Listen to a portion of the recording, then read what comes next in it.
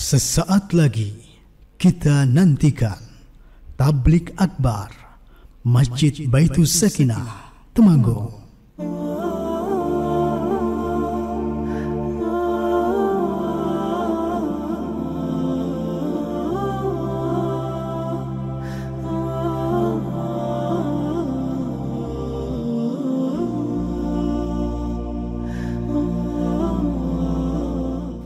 Bismillahirrahmanirrahim. Assalamualaikum warahmatullahi wabarakatuh.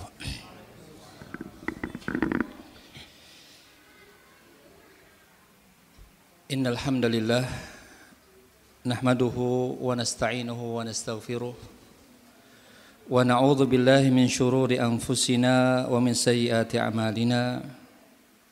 May yahdihillahu fala mudilla lahu wa may yudlil fala hadiya lahu. Asyhadu an la ilaha illallah wahdahu la syarika lah wa asyhadu anna Muhammadan abduhu wa rasuluh la nabiyya ba'dah. Bapak, Ibu, saudara, saudari sekalian yang berbahagia.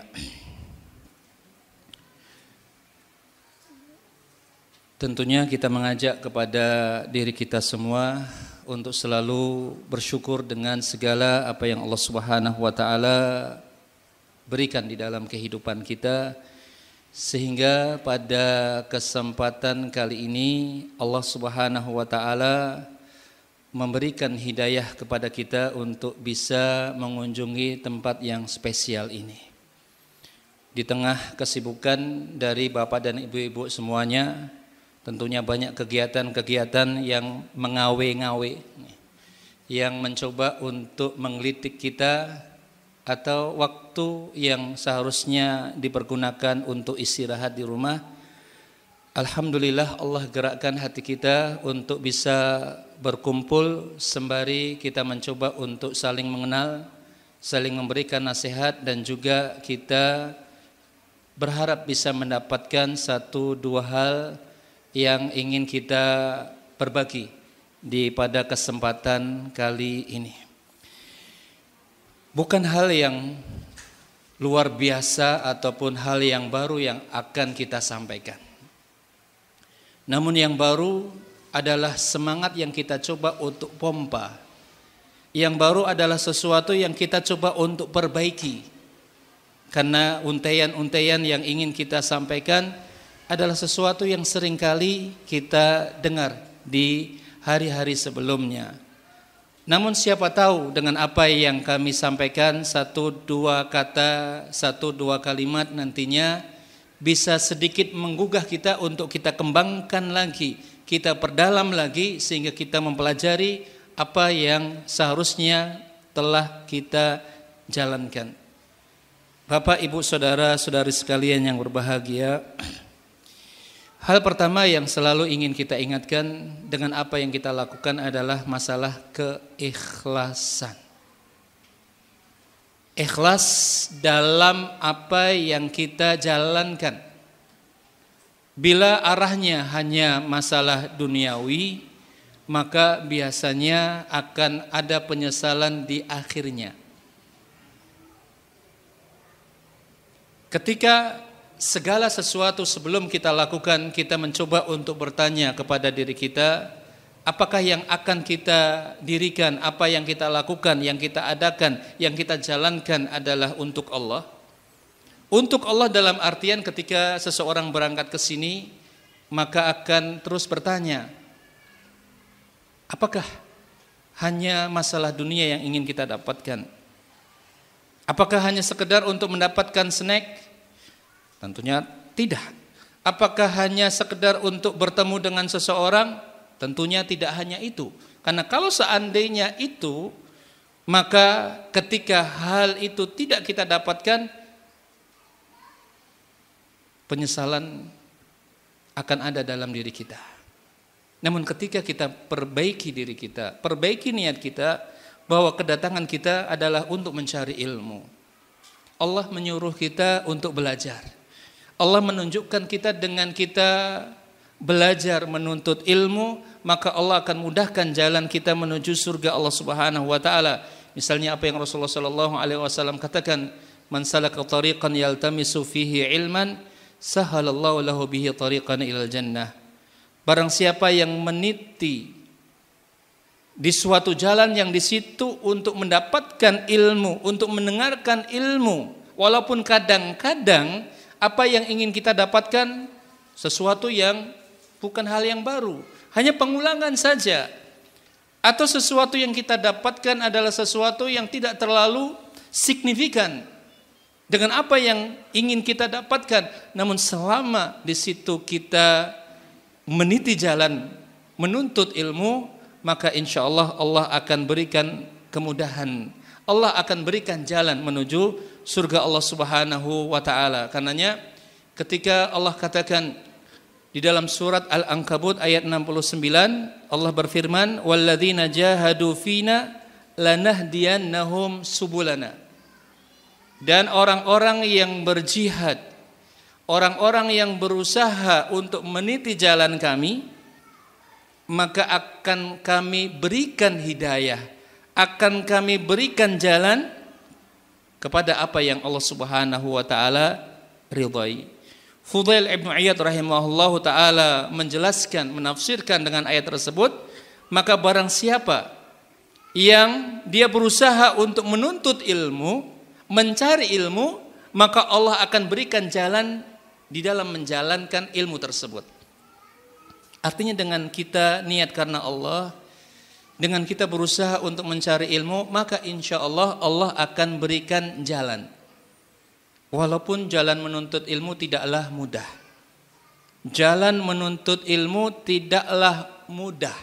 Kalau kita melihat kisah-kisah dari para ulama dan sebagainya, mereka hanya ingin mendapatkan 1-2 hadis, mereka harus berjalan selama 3 bulan, 4 bulan lamanya hanya sekedar untuk meyakinkan 1 hadis. Kita Masya Allah, kemudahan sangat banyak sekali. Panitia sudah menyediakan banyak hal dan sebagainya, berusaha dengan kesungguh-sungguhan dan sebagainya. Allah berikan kemudahan untuk kita belajar dan belajar. Tinggal bagaimana kita mencoba untuk tetap semangat, berusaha untuk mendapatkan apa yang ada. Sekali lagi, bahwa jalan menuju surga Allah berikan rintangan-rintangan yang ada. Walaupun kelihatannya sepele, kelihatannya mudah, namun tentunya di situ butuh perjuangan, di situ butuh keikhlasan. Dengan keikhlasan, maka insya Allah tidak akan ada yang percuma dengan apa yang kita usahakan. Rasulullah SAW berdoa, Rasulullah berdakwah selama 13 tahun lamanya di Mekah. Berapa orang para sahabat yang masuk ke dalam agama Islam? Ada sebagian yang mengatakan tidak lebih dari 100 orang. Tidak lebih dari 200 orang sebagian yang mengatakan. Ada yang mengatakan 80 dan sebagainya. Itu selama 13 tahun lamanya. Artinya bahwa hidayah itu tidaklah mudah. Ketika kita masuk bagian dari mereka, nih, kalau kita katakan, kalau seandainya saya hidup bersama Rasulullah SAW, pasti saya akan bersama dengan Rasulullah dan akan masuk Islam bersama Rasulullah SAW di awal-awal. Siapa yang menjamin itu semua? Siapa yang menjamin kalau kita bagian dari para sahabat dan beriman kepada Allah dan Rasulnya? Siapa tahu sebagian mereka akan masuk ke dalam bagian dari orang-orang yang kafir, yang tidak Allah berikan hidayah. Karenanya kita yakinkan dalam diri kita bahwa keikhlasan inilah yang menjadi hal yang paling utama yang harus kita coba untuk kuatkan dalam setiap amal kita. Bila keikhlasan itu tidak ada atau tidak terlalu kuat, maka bawaannya nanti akan menyesal. Menyesal dengan apa yang telah kita lakukan. Ketika kita melihat kok kelihatannya bahwa tidak banyak yang mendengarkan. Misalnya saya mengatakan, saya mengajar misalnya, atau kita mengajar, kita memberikan nasihat kepada anak dan sebagainya, seakan-akan anak tidak peduli dengan apa yang kita katakan, kemudian kita merasa bahwa diri kita sia-sia. Kita merasa berputus asa ketika anak itu tidak mau mendengarkan apa yang ingin kita sampaikan.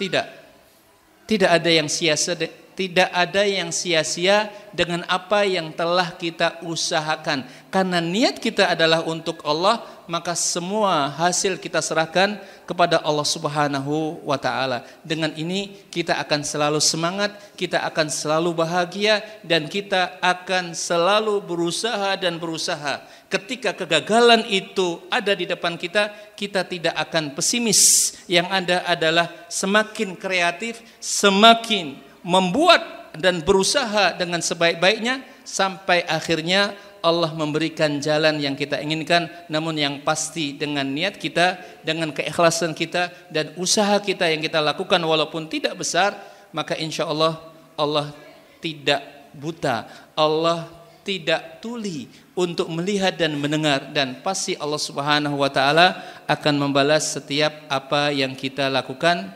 bila semua itu karena Allah Subhanahu wa ta'ala. Karenanya mari kita mencoba untuk mengoreksi diri kita, melihat keikhlasan kita, maka insya Allah dengan ini kita akan selalu bahagia di dalam kehidupan kita.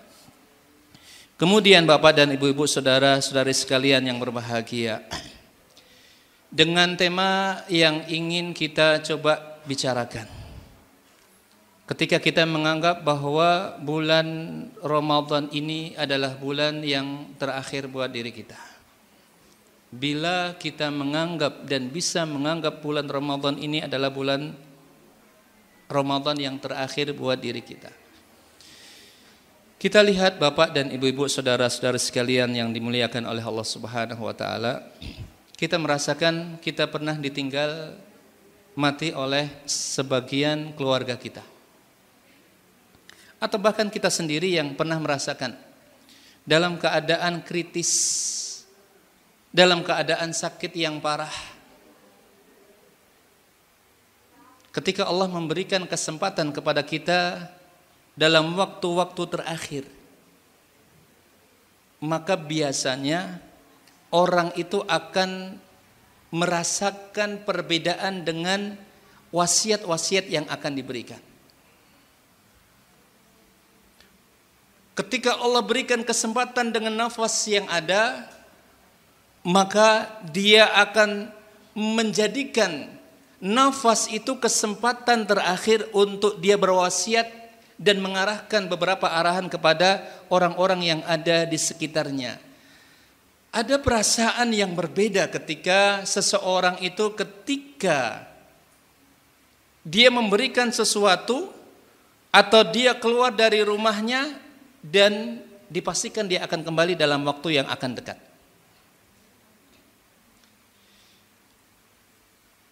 Kita merasakan ketika ada orang tua kita yang meninggal dan memberikan wasiat-wasiat yang ada, maka sebagai keluarga kita akan mendengarkan wasiat tersebut. Kita akan patuhi, kita akan mendengarkan setiap kata dan setiap kalimat yang dia ucapkan. Kemudian ketika kita merasakan bahwa ini adalah waktu perpisahan kita, kita rasanya dengan orang-orang yang kita cintai sangat berharga sekali. Berharga sekali pada saat itu, kesempatan itu untuk tetap bersama dan rasanya tidak ingin meninggalkan orang yang kita cintai tersebut. Sehingga kebersamaan yang ada itu kita rasakan sangat indah sekali. Sangat indah. Lihat sebagian kita yang pernah membersamai orang tua kita yang meninggal. Walaupun 5 menit, 10 menit ketika di akhir-akhir nafas dia, maka kita merasakan sangat-sangat indah sekali kebersamaan yang ada. Walaupun itu hanya beberapa saat saja.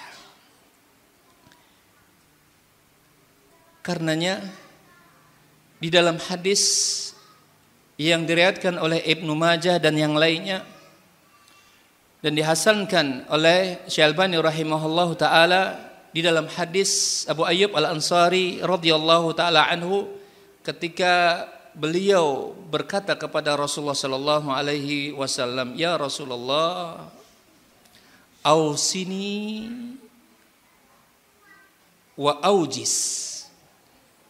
Ya Rasulullah, nasihatilah aku namun jangan terlalu panjang.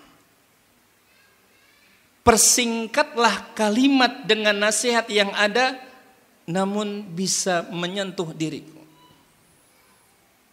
Dengan beberapa penafsiran dan penjelasan di antara para ulama. Karena terkadang kalau terlalu panjang, lebar, maka apa yang dinasihatkan tentunya tidak terlalu banyak diperhatikan. Maka beliau Abu Ayyub Al-Ansari radhiyallahu taala anhu mengatakan kepada Rasulullah sallallahu alaihi wasallam, "Ya Rasulullah, nasihatkanlah aku dan berikan kalimat yang singkat." Maka Rasulullah sallallahu alaihi wasallam mengatakan, "Shalli salata muwaddi'in."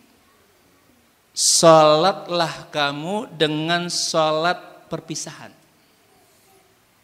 Salat yang seakan-akan akan berpisah.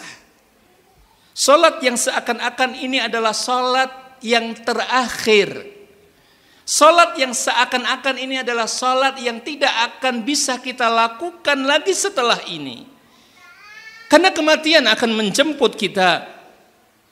Karena kita tidak tahu bahwa diri kita Allah akan berikan kehidupan lagi atau tidak. Sehingga kita menjadikan bahwa salatlah, lakukanlah salat dengan salat yang ini seakan-akan adalah salat yang terakhir. Bapak, Ibu, saudara-saudari sekalian yang berbahagia.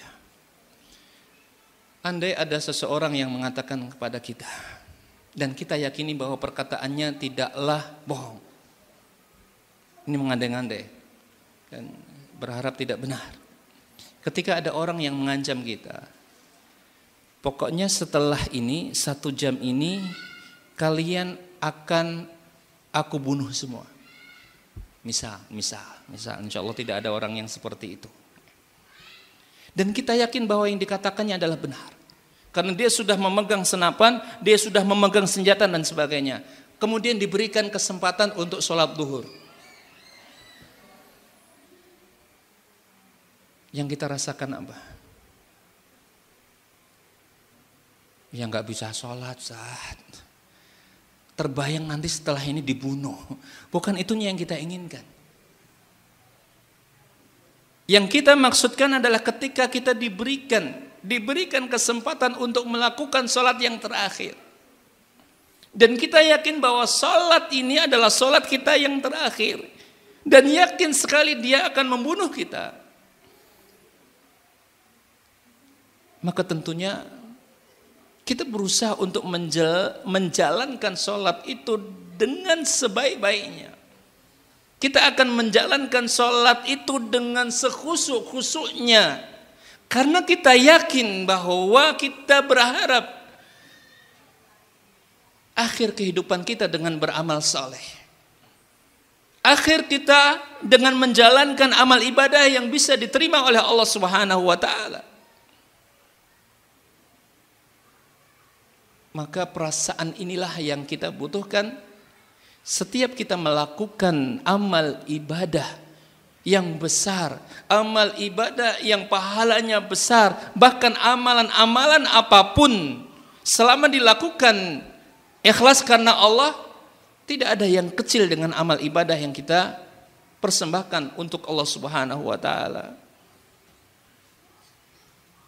Ini yang ingin kita coba untuk hadirkan dengan puasa Ramadan yang besok akan kita lakukan. Bahkan sekali lagi bahwa pembicaraan kita ini bukanlah pembicaraan yang hanya berkaitan dengan masalah puasa.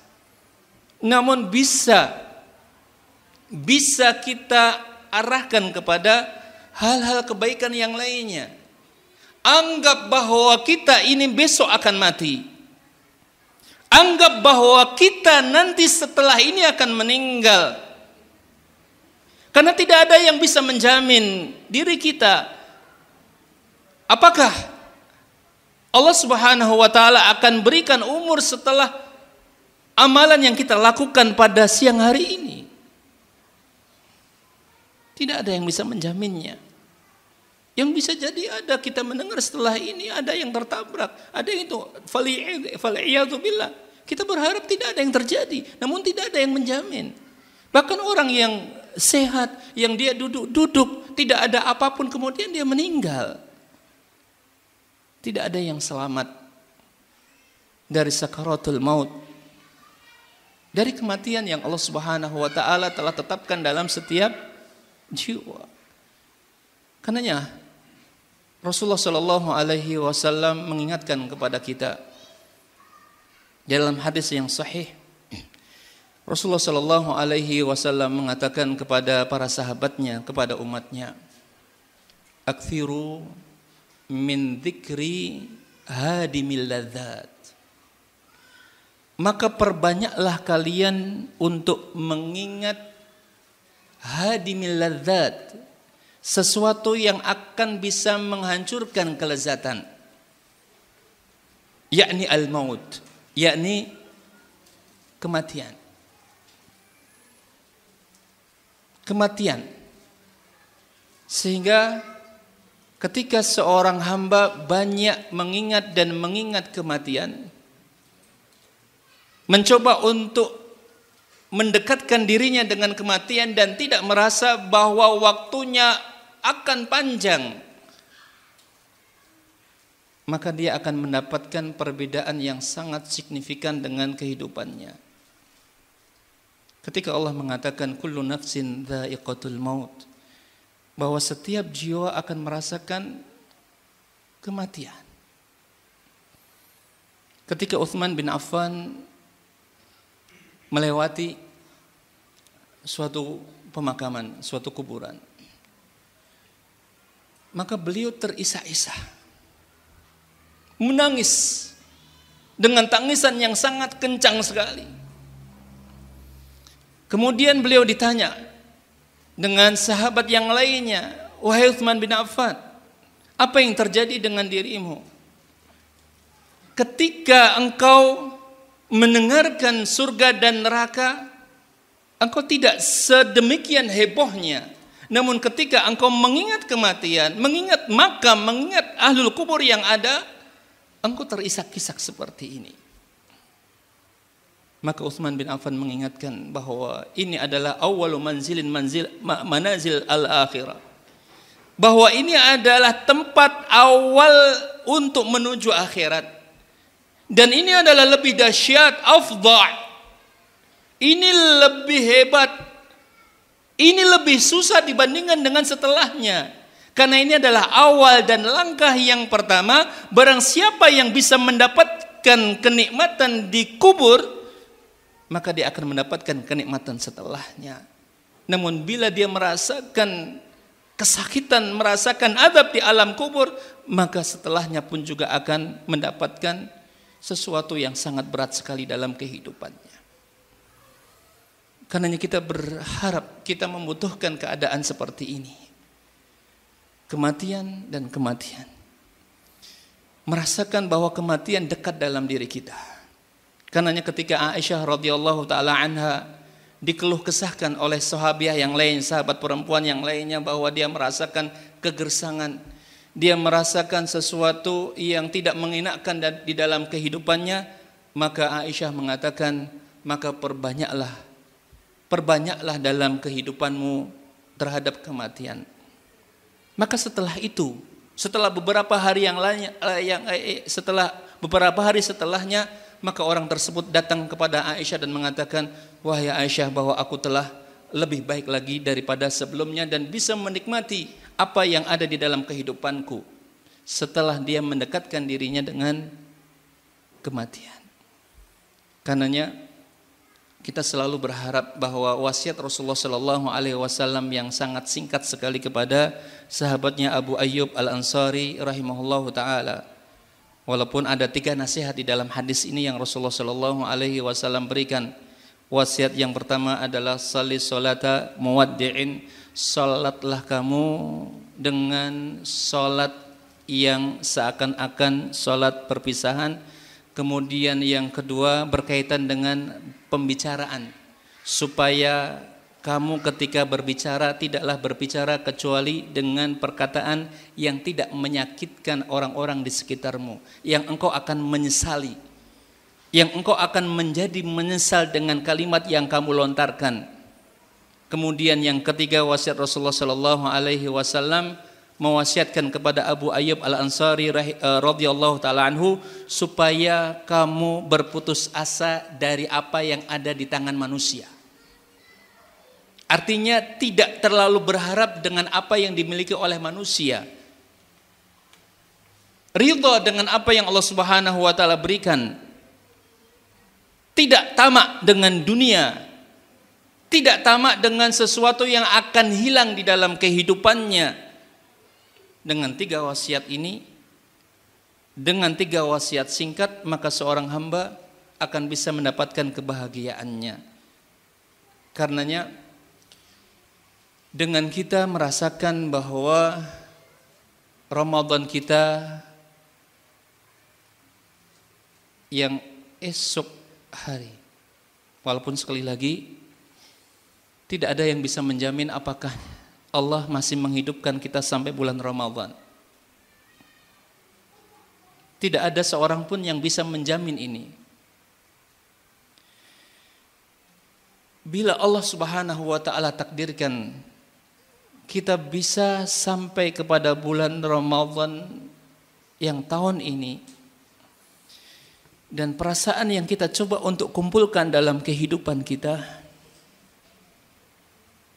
perasaan ini ada, maka kita akan mengeluarkan seluruh tenaga kita untuk bisa menjalankan amal ibadah dengan sebaik-baiknya. Dan kita akan mencoba untuk menepis godaan-godaan syahwat, godaan-godaan dunia yang tidak menopang dan memotivasi mendukung apa yang akan kita lakukan dalam bulan Ramadan. Ini adalah kiat yang bila bisa kita praktekkan, maka akan menghasilkan bulan Ramadan yang sungguh luar biasa. Demi Allah, Ramadan yang sungguh luar biasa. Namun sekali lagi tidaklah mudah bagi kita untuk bisa mewujudkan ini. Tinggal bagaimana kita mencoba untuk men-setting, mengatur diri kita. Yakinkan dalam diri kita bahwa kita akan mati. Kapan? Kita tidak tahu. Kita tidak tahu kapan Allah Subhanahu wa taala akan mewafatkan kita. Karena tidak ada seorang pun yang akan bisa menjamin kematian kita kecuali Allah. Yang mengetahui kapan kita akan meninggal atau tidak, Allah yang menentukan segala sesuatunya. Sesuatu yang susah sebenarnya kalau seandainya kita tidak diberitahu waktunya. Anggap misalnya yang mungkin pernah kita katakan di waktu-waktu yang sebelumnya. Kalau seandainya ada presiden kita yang menjanjikan kepada panitia atau takmir yang ada di masjid ini, Pak, dalam setahun ini mau tidak saya berikan uang 5 miliar? Bila nanti penilaiannya bagus, kita akan berikan 5 miliar. Kalau tidak bagus, tapi mohon maaf. Mohon maaf kita tidak jadi memberikan uang 5 miliar tersebut. Penilaiannya ini 1, 2, 3, 4, 5 dan sebagainya. Dan kita menganggap takmir itu bisa. Namun tidak diberitahu waktunya. Tidak diberitahu waktunya kapan dia akan datang. Kira-kira para takmir itu akan mempersiapkan kapan? Apakah dari awal dia akan mempersiapkan dirinya karena sewaktu-waktu akan ada penilaian, atau dia akan menunda dan menunda nanti ketika mendengar akan datang baru persiapan?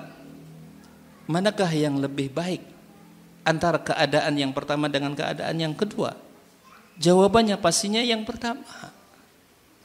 Memang susah, harus mempersiapkan diri. Setiap hari akan dilihat, setiap hari akan dilihat, setiap hari akan dilihat.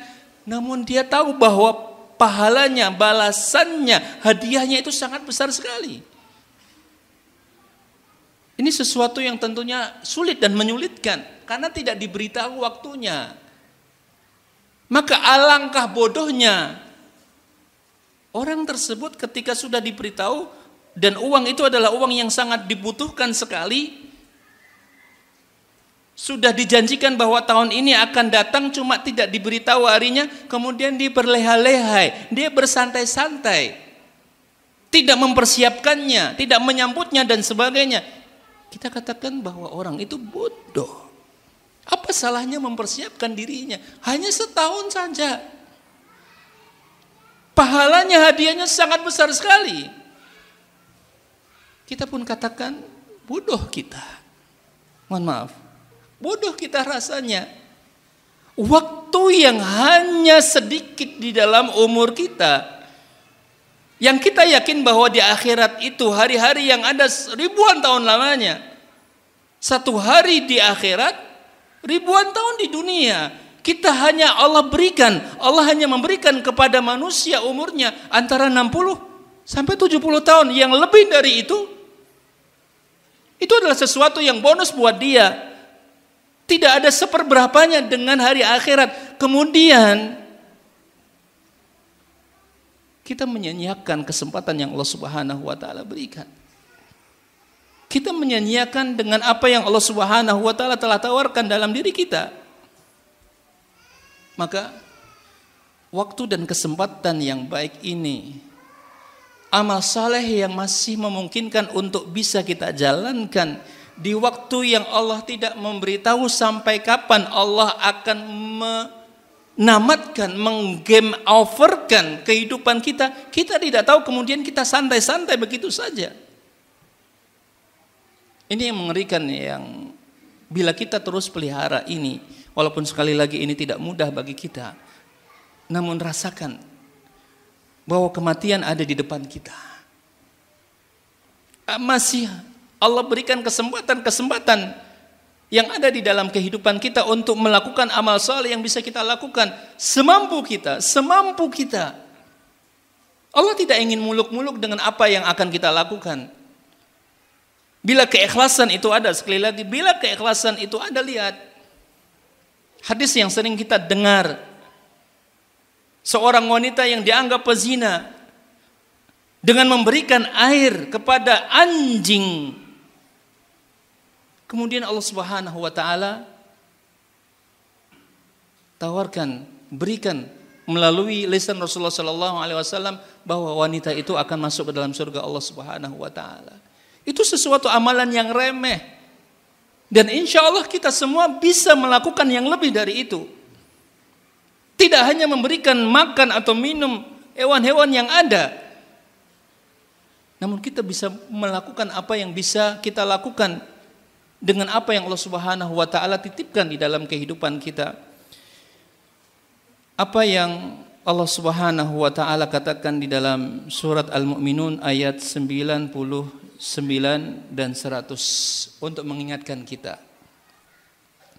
Ketika Allah Subhanahu wa taala katakan, hatta idza jaa ahadahumul maut qala rabbirji'uni.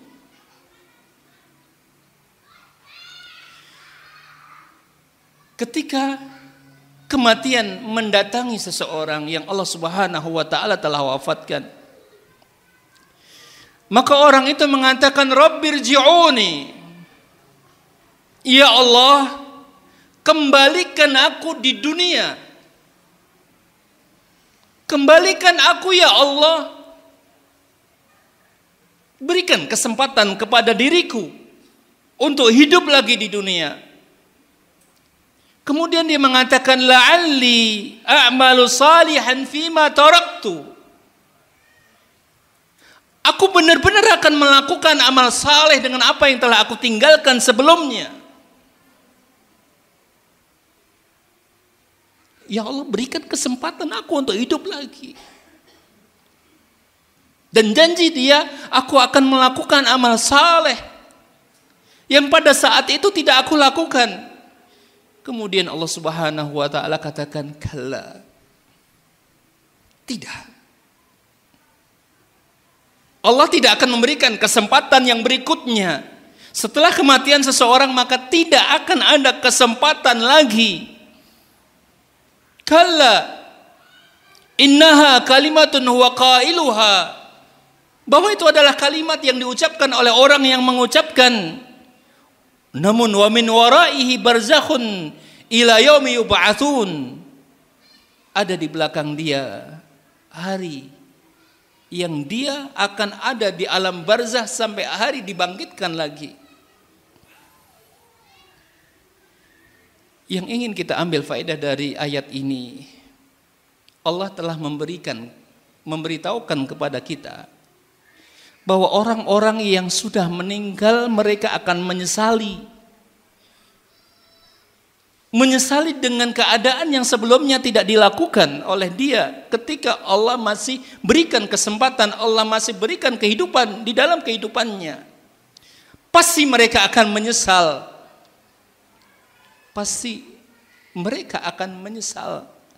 Dan mereka meminta kepada Allah supaya mengembalikan lagi di dunia dan berjanji untuk melakukan amal saleh. Namun Allah mengatakan, "Kalla, kamu berdusta. Kamu tidak akan melakukannya. Yang kemarin saja sudah diberikan kesempatan kemudian kamu tidak melakukannya. Kamu ingin berjanji lagi untuk dihidupkan kemudian melakukan amal saleh." Tidak. Maka ingatlah dengan penyesalan yang dilakukan oleh mereka. Orang-orang yang Allah Subhanahu wa taala berikan kesempatan, Allah berikan kesempatan untuk melakukan amal saleh, kemudian mereka tidak melakukannya, mereka tidak mau menjalankannya. Maka para hamba Allah Subhanahu wa taala yang berbahagia, Allah masih memberikan kesempatan kepada kita. Allah masih memberikan umur kepada kita. Allah masih memberikan kesempatan waktu, umur kepada kita untuk melakukan amal saleh. Apakah kita akan menunggu nanti sampai kita menyesal? Apakah kita tidak mau mencoba untuk melakukan apa yang bisa kita lakukan untuk Allah Subhanahu wa taala? Maka karenanya demi Allah pasti akan menyesal mereka orang-orang yang Allah berikan kesempatan namun ternyata mereka tidak mau menjalankannya.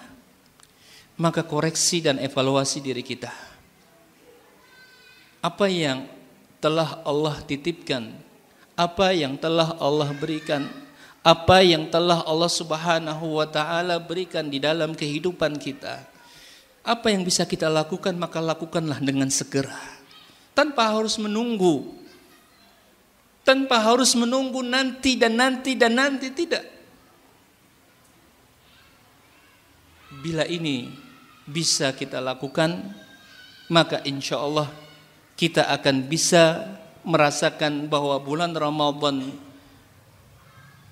yang akan kita lakukan ini akan sangat berbeda dengan bulan Ramadan yang berikutnya. Yang pertama yang tadi kita ingin coba tegaskan dalam pembicaraan kita, bahwa supaya kita bisa mendapatkan keutamaan bulan Ramadan, maka selain yang pertama adalah berdoa kepada Allah Subhanahu wa taala, yang kedua adalah kita mencoba untuk merasakan bahwa bulan Ramadan yang akan kita lalui nanti adalah bulan Ramadan yang terakhir. Vonislah diri kita bahwa setelah itu tidak ada Ramadan yang berikutnya. Bapak Ibu yang mungkin pernah merasakan sakit kritis dari saudara-saudara kita dan sebagainya, misalnya ada orang yang telah divonis bahwa umur dia tidak akan lebih dari 3 bulan.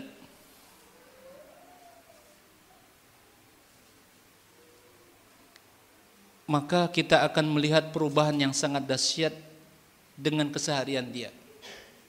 Yang awalnya mungkin dia akan sedih dan sebagainya, namun ketika disadarkan kepada dia ini adalah kesempatan terakhir, anggaplah itu benar,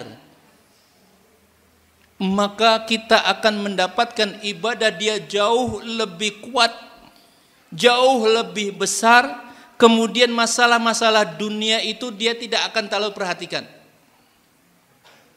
selama orang itu yakin bahwa setelah kematian ada kematian yang berikutnya, setelah kematian ada kehidupan yang berikutnya. Karenanya Rasulullah Shallallahu Alaihi Wasallam mengatakan bahwa al-kayyisu man dana nafsahu wa amila lima ba'dal mauti. Hadis ini di sebagian para ulama mendhaifkannya, namun dikuatkan dengan hadis-hadis yang lainnya sehingga derajatnya sampai kepada derajat yang hasan.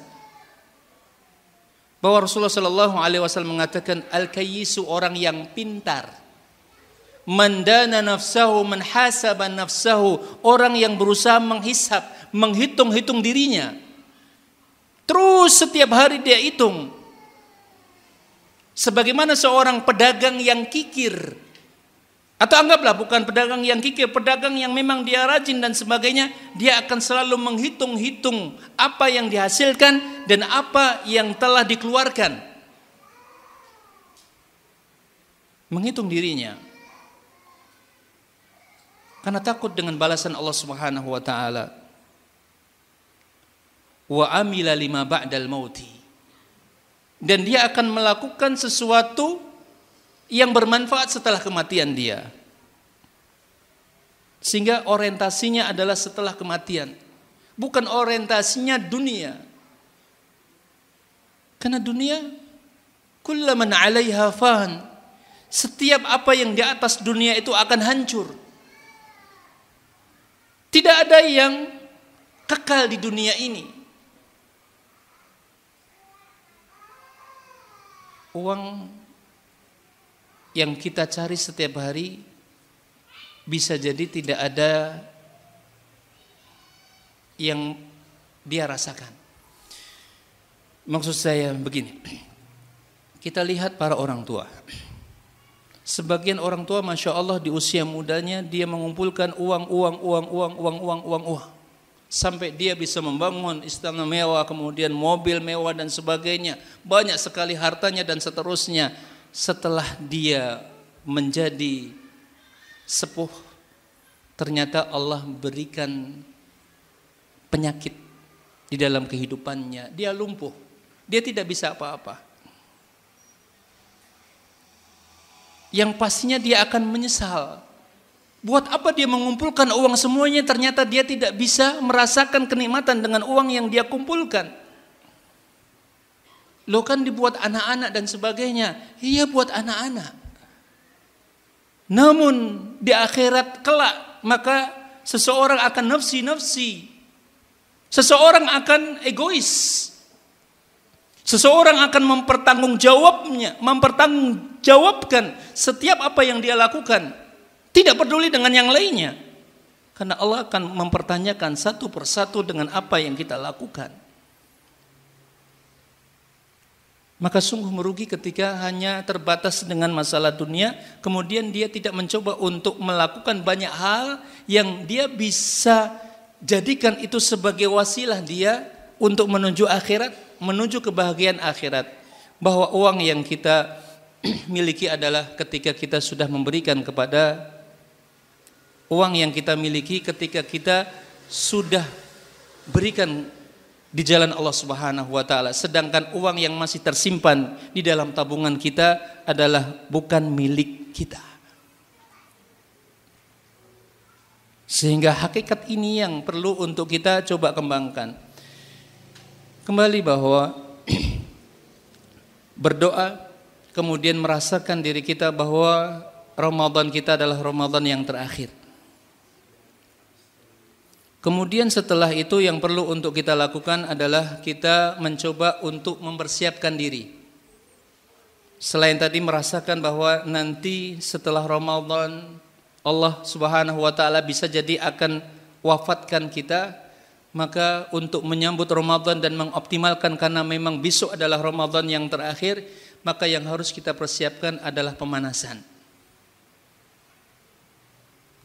Jangan menganggap bahwa Ramadan masih setengah bulan lagi.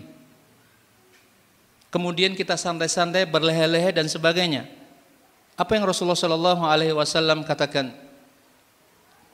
di dalam salah satu hadisnya, ketika Rasulullah Shallallahu Alaihi Wasallam ditanya oleh Usamah bin Zaid, karena melihat Rasulullah Shallallahu Alaihi Wasallam, ya Rasulullah Shallallahu Alaihi Wasallam, tidaklah aku melihatmu di dalam bulan Sya'ban ini kecuali engkau banyak berpuasa dibandingkan dengan bulan-bulan yang lainnya. Maka Rasulullah Shallallahu Alaihi Wasallam mengatakan, "Dzaka syahrun yaghfulun nasu fihi baina Rajab wa Ramadan. Bulan Sya'ban adalah bulan di mana manusia itu lalai, tidak perhatian dengan bulan tersebut.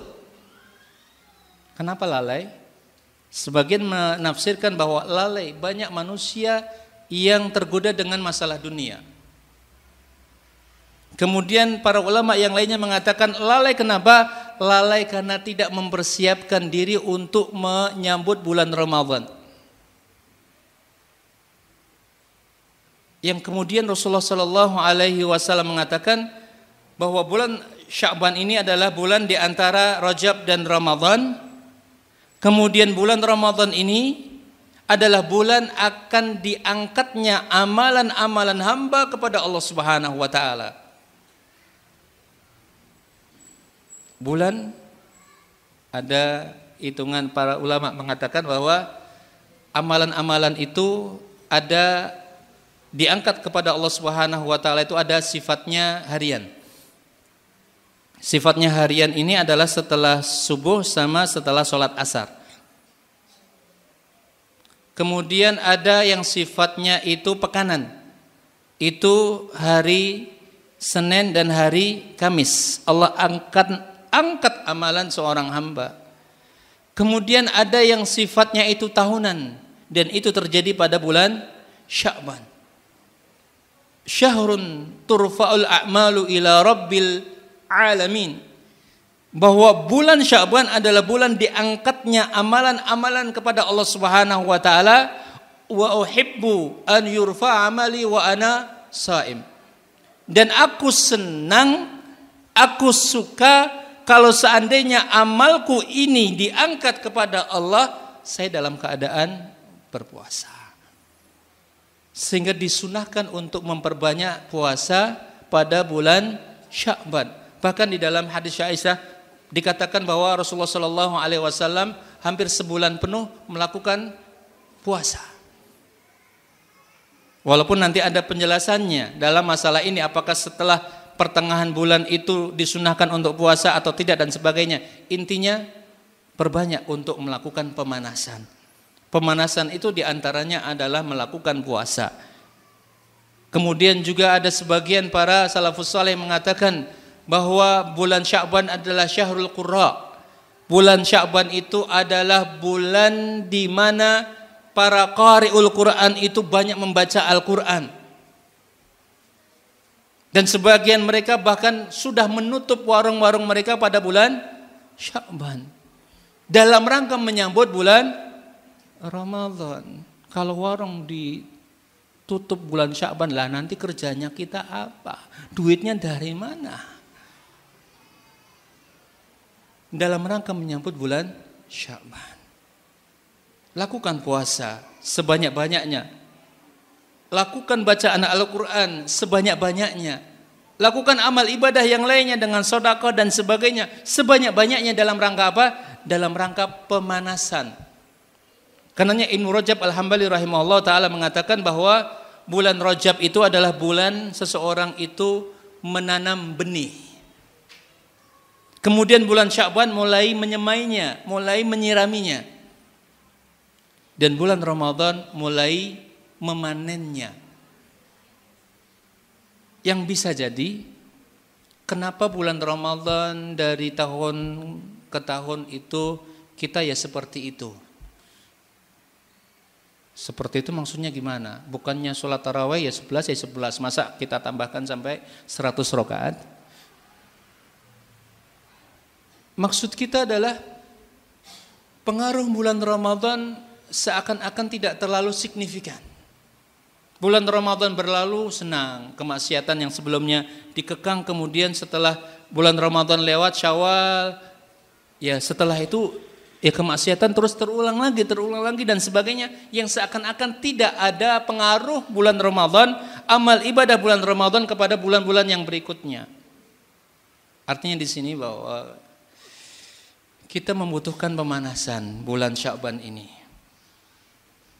Kita perbanyak amal ibadah kita, karena kalau sudah pemanasan biasanya nanti ketika bulan Ramadan kita akan bisa lebih nikmat, kita akan bisa lebih menikmati amal-amal ibadah yang kita lakukan dalam bulan Ramadan. Sehingga sholat tarawih itu tidak terasa berat, walaupun mungkin imam membaca satu juz setiap rakaat. Insyaallah. Ini Ustaz Hasan nih, tantangan 1 juz setiap rakaat. Berapa makmumnya? Imam ya makmum, makmum ya imam. Karena semuanya lari ke masjid-masjid yang sekitar. Allah, para imamnya Masya Allah sombong banget, apalanya mentang-mentang kuat, 1 rakaat 1 juz. Rasulullah membaca surah Al-Baqarah dalam berapa rakaat? Beda. Makanya Rasulullah SAW menikmati salat malam sampai kakinya bengkak. Walaupun sebenarnya kita jadi makmum sebenarnya ringan. Imamnya mau panjang, mau berdiri panjang, makmum itu boleh duduk. Oh, itu toh. Kalau memang terasa capek-capek duduk, karena sholat sunnah itu diperbolehkan duduk. Mau dari 1 rakaat sampai 11 rakaat duduk diperbolehkan. Walaupun tentunya berbeda antara yang berdiri dengan yang duduk, pahalanya berbeda. Namun secara umum diperbolehkan karena Rasulullah SAW juga pernah melakukan sholat sunnah dalam keadaan duduk. Makanya tidak perlu untuk ngersuloh. Kalau seandainya imamnya panjang bacaannya karena capek dan sebagainya, duduk kalau capek. Mau pakai kursi atau mau duduk di lantai dan sebagainya, atau nanti diselingi 1 rakaat duduk, 1 rakaat berdiri dan sebagainya, boleh. Biarkan imamnya yang berdiri, imamnya yang teriak-teriak, silahkan. Yang penting makmum menikmati. Kita membiasakan itu. Kalau Sya'ban ini sudah mulai terbiasa, maka insya Allah bulan Ramadan itu akan benar-benar bisa menghasilkan. Kemudian yang berikutnya, supaya kita bisa menjadikan bulan Ramadan itu tetap istimewa, bulan Ramadan itu benar-benar bisa kita rasakan, maka kita belajar lagi tentang keutamaan dan hukum-hukum yang ada di bulan Ramadan. Kita akui bahwa diri kita ini terbiasa dengan pancingan pahala.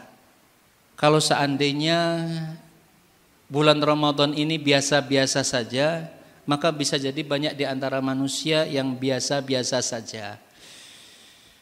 Allah sudah menawarkan banyak sekali keutamaan bulan Ramadan saja, kita masih menganggap biasa-biasa saja. Bulan Ramadan dengan berpuasa, bahwa amalan itu akan dilipat gandakan sampai 10 kali, sampai 700 kali kecuali ila shaum. Kecuali puasa yang Allah akan balas. Artinya kalau Allah tidak menghitungnya dengan penjumlahan dan Allah akan membalasnya sendiri, artinya tentunya pahalanya jauh lebih besar dibandingkan dengan apa yang disebutkan. Amalan yang lainnya dilipat gandakan sampai 10, sampai 700 kali dan sebagainya. Puasa tidak. Tidak ada hitungannya. Kemudian kita tahu bahwa keutamaan bulan Ramadan, bahwa syaitan dibelenggu, pintu-pintu surga dibuka, pintu neraka ditutup dan sebagainya. Kemudian hadis yang sering kita dengar, man shoma ramadhana imanan wa ihtisaban ghufira lahu ma taqaddama min dhanbihi. Allah akan ampuni dosa-dosa kita bila puasa, bila salat yang kita lakukan semuanya karena Allah dan berharap pahala dari Allah Subhanahu wa taala. Allah akan memberikan pahala. Allah akan ampuni dia. Allah akan berikan ampunan. Ini keutamaan-keutamaan yang sangat banyak sekali. Belum ibadah-ibadah yang lainnya. Dengan bacaan Al-Quran kita, dengan sedekah kita, dengan memberikan iftar kepada orang-orang yang di sekitar kita dan sebagainya. Ini perlu untuk kita lihat lagi, untuk kita pelajari lagi sehingga memotivasi diri kita untuk bisa mengoptimalkan. Ingat bahwa judul kita adalah ini adalah Ramadan yang terakhir. Jangan menunggu nanti dan nanti. Karena tidak ada yang bisa menjamin. Tidak ada yang bisa menjamin diri kita sampai kapan kita akan bisa hidup lagi. Kemudian setelah itu yang perlu untuk kita lakukan untuk mengoptimalkan Ramadan kita adalah kita mencoba untuk membersihkan diri kita dari hati kita. Membersihkan hati kita dari kotoran-kotoran hati kita, dari penyakit hati yang ada. Di dalam hadis yang sahih bahwa ketika Rasulullah SAW menjelaskan bahwa setiap Senin dan Kamis Allah akan angkat pahala, Allah akan angkat amalan-amalan seorang hamba, Allah akan berikan ampunan kepada mereka kecuali mereka orang-orang yang berbuat syirik kepada Allah Subhanahu wa taala, dan yang kedua adalah mereka orang-orang yang di dalam kehidupan mereka ada syahna, di dalam kehidupan mereka ada permusuhan, di dalam mereka ada dendam, di dalam mereka ada penyakit hatinya. Maka kedua orang ini, kedua golongan ini Allah tidak akan ampuni mereka sampai mereka hatta yasfaliha, sampai keduanya berdamai. Maka pahala puasa, pahala amal ibadah yang kita lakukan sangat besar sekali. Terutama bulan Ramadan, puasa bulan Ramadan, maka Allah tidak akan menghapuskan dosa kita, Allah tidak mengampuni dosa kita sampai kita mencoba untuk membersihkan hati kita dan kita berusaha untuk tidak ada kebencian kepada orang-orang yang ada di sekitar kita. Karenanya bersihkan hati kita. Meminta maaf bila memang kita pernah melakukan kesalahan, atau memaafkan tanpa harus kita diminta maaf dari orang-orang yang ada di sekitar kita. Walaupun kita tahu bahwa si fulana seringkali menyakiti kita, kita telah memaafkannya dengan harapan Allah Subhanahu wa taala memaafkan diri kita. Maka kita masuk dalam bulan Ramadan dalam keadaan hati yang bersih, hati yang suci, dengan harapan Allah memberikan maaf kepada kita. Karena yang sering kita lafadzkan dalam doa-doa yang ada ketika bulan Ramadan atau bahkan pada doa yang sebelumnya, apalagi ketika pada malam Lailatul Qadar, doa yang diajarkan oleh Rasulullah SAW untuk dibaca dengan mengatakan apa? Allahumma innaka afuwun tuhibbul afwa fa'fu anni. Kita menginginkan maaf dari Allah Subhanahu wa taala, namun kita tidak mau memaafkan orang lain. Kita menginginkan maaf dan ampunan dari Allah, namun kita tidak mau meminta maaf dari orang lain. Ini yang perlu untuk kita lakukan. Bersihkan diri kita dari penyakit hati, dari amarah dan dari permusuhan.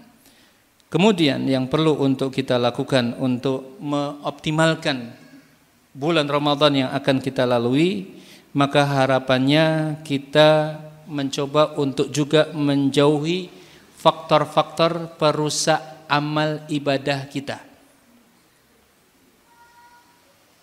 Apa saja faktor perusak amal ibadah kita? Tentunya banyak. Antara lain tadi masalah riya. Secara umum kita katakan kemaksiatan akan bisa menghilangkan pahala, menghilangkan amal ibadah yang kita lakukan. Yang Rasulullah SAW juga pernah memberitahukan kepada kita dan insya Allah sering kita dengar, bahwa banyak orang yang berpuasa maka dia tidak mendapatkan pahala kecuali ju' dan atas, tidak mendapatkan kecuali lapar dan dahaga saja. Padahal dia sudah melakukan banyak amalan, dia sudah melakukan puasa, dia sudah bisa menahan hawa nafsu dia dari makan dan minum, namun ternyata dia melakukan sesuatu yang bisa merusak amal ibadah dia, merusak puasa dia, dengan dia berdusta, dengan dia melakukan kemaksiatan dan sebagainya. Allah tidak membutuhkan itu semua. Karenanya kita mencoba untuk mempelajari kembali hal-hal yang bisa merusak pahala kita, yang kita katakan secara umum bahwa kemaksiatan akan bisa merusak amalan kita, merusak pahala kita, maka jauhi kemaksiatan. Sekecil apapun itu bila memungkinkan. Apalagi dosa-dosa besar. Kemudian perusak amalan pula atau perusak waktu kita atau yang hal-hal yang bisa menggerogoti diri kita tentunya adalah hal-hal yang melalaikan. Memang ada hadis bahwa naumus shaim ibadah. Ini adalah hadis palsu. Ini adalah hadis yang lemah. Walaupun ini seringkali kita jadikan sebagai dalil. Karena tidurnya orang yang berpuasa ya sudah setelah sholat subuh kemudian tidur sampai menjelang maghrib. Ya karena itu juga ibadah, makanya saya tidur terus. Karena ada hadis ini. Hadis ini lemah, bahkan palsu. Walaupun maknanya bisa diseret kepada makna yang benar. Daripada dia melakukan kemaksiatan, maka tidur saja. Mendingan tidur daripada melakukan kemaksiatan. Benar, dijadikan sebagai ibadah. Namun apabila dia bisa melakukan amalan yang lebih baik, kenapa dia harus tidur? Kita tarik di awal tadi misalnya, kalau dia sudah terancam akan mati, masa dia akan bisa tidur? Saya ulangi lagi dengan contoh yang lain. Nanti diberitahukan oleh BMKG bahwa nanti malam akan terjadi gempa hebat atau angin puting beliung yang hebat di sini. Kira-kira apakah kita bisa tidur menghadapi itu semua? Tidak. Kita akan terjaga. Kita akan terjaga dengan musibah itu. Bagaimana caranya supaya kita tidak terkena musibah tersebut? Maka orang yang berakal, orang yang hebat, ketika dia waspada dengan sesuatu yang akan bisa merusak amal dia akan mencoba untuk menghalaunya, menghilanginya. Maka perhatikan waktu kita. Perhatikan waktu kita, jangan sampai kita melakukan hal-hal yang tidak berguna, yang kemudian yang terakhir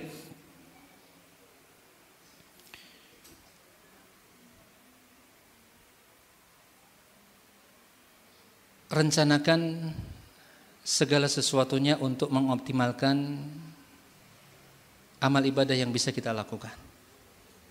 Dekatkan dengan waktu kita. Memang kita menginginkan yang muluk-muluk. Kalau bisa yang muluk-muluk, Masya Allah. Saya setiap malam saya berencana tidak akan tidur. Saya akan membaca 15 juz. Saya setiap malam akan melaksanakan sholat-sholat sunnah. Kalau memang sholat tarawih sudah 11 misalnya, akan sholat mutlak, akan sholat ini dan sebagainya. Sampai pagi. Saya akan menginfakkan seluruh harta saya untuk berbuka puasa dan sebagainya. Ini bagus, Matan? Bagus. Mungkin bisa dipraktekkan? Sulit. Maka mulai untuk merencanakan rencana-rencana yang kita sesuaikan waktu kita.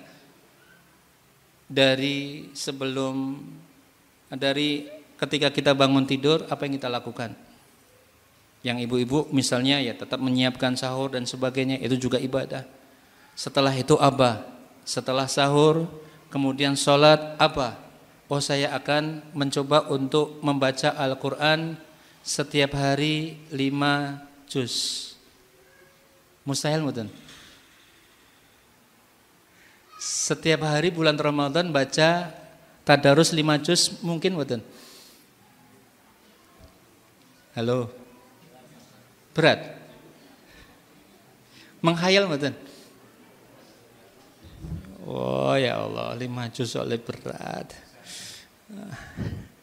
Enggak apa-apa lah, anggap 2 juz. 2 juz berat mungkin. Anggap 1 juz.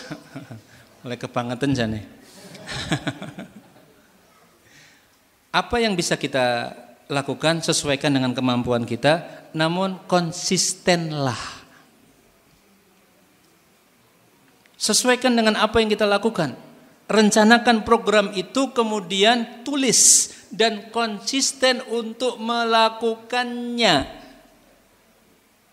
Karena amalan yang paling dicintai oleh Allah adwamuha wa in qalla. Ahabbul a'mal ilallahi adwamuha wa in qalla. Amalan yang paling dicintai oleh Allah itu yang Konsisten walaupun itu sedikit. Apalagi banyak. Ini jangan diambil sedikitnya. Ini kan kebiasaan kita kan yang penting kan konsisten, sedekah 1.000 lah kan kamu uangnya banyak. Nah, kan katanya yang paling dicintai adalah yang konsisten. Ya sudah, saya konsistenin 1.000. Ya nggak apa-apa sebenarnya, namun ya kebangetan. Uangnya banyak. Dia beli pulsa saja berapa setiap bulan? 100.000, 200.000 bisa, apalagi dia menginfakkan itu. Intinya rencanakan sesuai dengan kemampuan kita, tulis. Syukur-syukur di antara kita ada yang tahu ini loh rencanaku. Utarakan, bukan dalam artian menyombongkan diri, tidak. Namun dalam rangka kalau seandainya kita tidak melakukan, kita akan malu. Katanya mau sholat, katanya mau 1 jus, mana jusnya? Tinggal tersisa jus semangka, jus melon. Jusnya yang tersisa, namun Al-Qur'annya hilang. Akan ada orang yang mengingatkan kalau kita bunyikan. Namun biasanya orang-orang itu kalau seandainya tidak ada orang yang tahu, dia lebih sering menyelisihinya. Maka bila ada kebaikan yang memang kita inginkan dan ingin kita wujudkan, tidak ada salahnya mengutarakan. Bu, insya Allah tahun depan kita akan umroh bareng-barengnya. Akan ditagih sama istrinya enggak?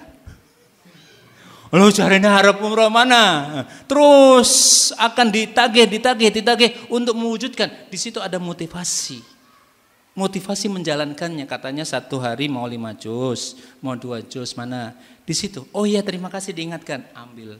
Karena kalau kita tidak memaksakan diri kita tidak akan punya waktu. Lebih sering kali kita membuang waktu kita main HP itu minimalnya 2 jam. Kadang kita tidak tahu apa yang kita buka terus, tadi sudah dibaca, buka terus, di grup ada apa ya, ini ada apa ya, pemilu bagaimana ya. Enggak selesai. Harus kita latih, kalau memang bisa menyingkirkan grup-grup yang tidak perlu dan sebagainya, ya di silent atau anggaplah HP ini ditinggalkan. Kalau ke masjid ya sudah, enggak usah bawa HP. Bisa enggak? Ora iso. Alasannya kan banyak tugas, banyak apa yang penting. Kita ini ya jadi orang-orang penting. Kita keluar rumah tidak bawa HP, rasanya kehilangan nyawa kita. Padahal di situ banyak hal-hal yang kita lewatkan dengan masalah HP ini. Karenanya kita pilah lagi dengan amalan-amalan atau dengan sesuatu yang akan bisa merusak amalan kita, sesuatu yang akan bisa merusak rencana kita. Tuliskan rencana yang ada, maka insya Allah bulan Ramadan tahun ini akan bisa lebih baik lagi, dengan perasaan bahwa kita bisa jadi tidak akan hidup lagi setelah Ramadan ini.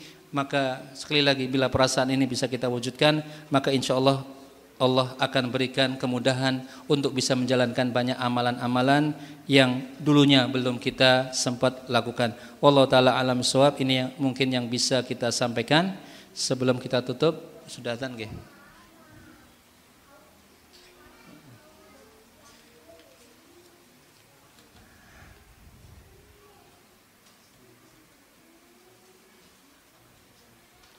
Turunnya Al-Quran, di sini ada perselisihan di antara para ulama.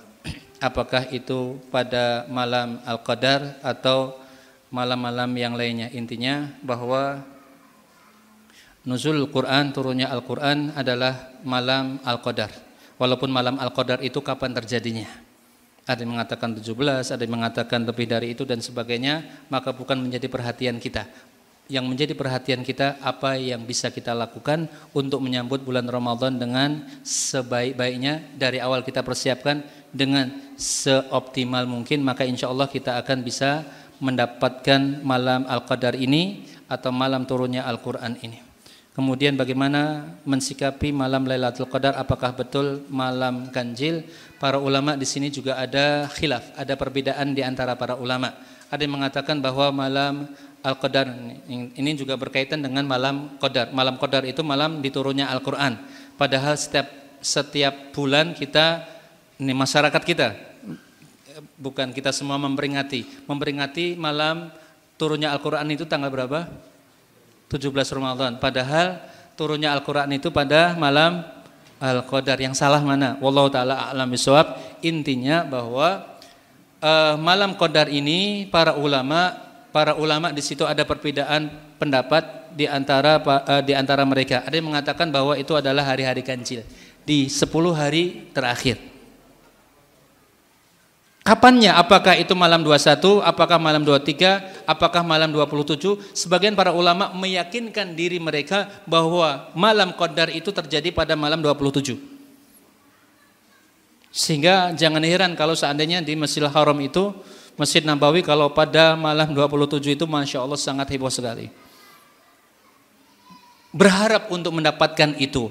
Namun sebagian para ulama lagi ada meyakinkan malam 21, ada mengatakan malam 23. Nih, yang terkuat antara malam 27 sama 23. Namun mayoritas para ulama mengatakan malam-malam ganjil pada 10 hari bulan terakhir pada bulan Ramadan. Karenanya disunahkan untuk iktikaf. Disunahkan untuk mengoptimalkan, mengencangkan sarungnya, mengencangkan apa yang bisa dilakukan pada 10 hari terakhir pada bulan Ramadan. Namun tentunya itu tidak akan bisa dilakukan kalau seandainya di awal itu tidak ada pemanasan. Sebagaimana yang tadi kita katakan, bulan Ramadan tidak akan bisa optimal kalau bulan Sya'ban itu belum ada pemanasan. Begitu pula 10 hari terakhir bulan Ramadan, kalau tidak ada pemanasan di awal, maka akan sulit sekali untuk bisa mengoptimalkan bulan 10 hari terakhir bulan Ramadan. Karena 10 hari terakhir bulan Ramadan biasanya para ibu-ibu itu bingung. Kenapa bingungnya? Ngisi toples, masak apa dan sebagainya, kesibukan, apalagi para pedagang, ribut. Itu cobaan, itu ujian. Rasulullah SAW menganjurkan untuk iktikaf. Rasulullah SAW menganjurkan untuk melakukan umrah misalnya, yang Allah berikan kemampuan umrah pada bulan Ramadan, karena yang pahalanya sangat besar sekali, seperti haji bersama Rasulullah SAW. Ini kalau mungkin, kalau tidak mungkin iktikaf ini. Kalau tidak mungkin 10 hari, ya ambil beberapa hari yang memungkinkan dia untuk tinggal di masjid. Kalau memang tidak bisa, ya malamnya itu coba untuk iktikaf. Kalau tidak bisa malamnya, ya coba untuk niatkan pagi harinya sampai siang. Kalau tidak bisa berapa jam, ya 1 jam 2 jam niatkan. Ora iso kabeh karepmu. Dicoba untuk mengoptimalkan sehingga kita bisa benar-benar mendapatkan apa yang kita inginkan. Namun yang terbaik tentunya adalah dari 10 hari itu, 10 terakhir, dicoba untuk sering di masjid kalau memang tidak bisa full. Kalau bisa full, Masya Allah. Walaupun ini ini tantangan bagi para takmir, terutama masjid-masjid yang memungkinkan untuk bisa dijadikan sebagai etikaf, maka kembangkan itu, budayakan itu, Masya Allah, akan mendatangkan pahala yang sangat besar sekali. Allah Ta'ala alam suwa. Ini mungkin yang bisa kita sampaikan. Mohon maaf bila ada hal yang kurang dengan apa yang kita sampaikan dan tidak sesuai dengan apa yang dipikirkan. Namun kita berharap ada 1 kata, 2 kalimat yang bisa memotivasi kita untuk lebih baik lagi di dalam menyiapkan bulan Ramadan. Dan mohon untuk kita saling berdoa di antara kita supaya Allah Subhanahu wa taala menyampaikan kita semua kepada bulan Ramadan ini, dan benar-benar bisa menjadikan bulan Ramadan ini bulan yang istimewa, bulan yang bisa kita hidupkan dengan amal saleh, dengan amalan-amalan yang dicintai oleh Allah Subhanahu wa taala, dan Allah Subhanahu wa taala berikan hidayah kepada kita semua untuk bisa terhindarkan dari hal-hal yang tidak diridhai oleh Allah Subhanahu wa taala, sehingga kita bisa mendapatkan akhir kehidupan kita dengan husnul khatimah, dengan kita menjalankan amal saleh yang dicintai oleh Allah Subhanahu wa taala, sehingga Allah Subhanahu wa taala bisa mengampuni dosa-dosa kita semua, dan Allah bisa menyelamatkan kita dari azab kuburnya, dan Allah Subhanahu wa taala bisa memasukkan kita ke dalam surga Allah Subhanahu wa taala. Wallahu taala a'lam bissawab. Fajazakumullah khairan. Assalamualaikum warahmatullahi wabarakatuh. Arfa TV.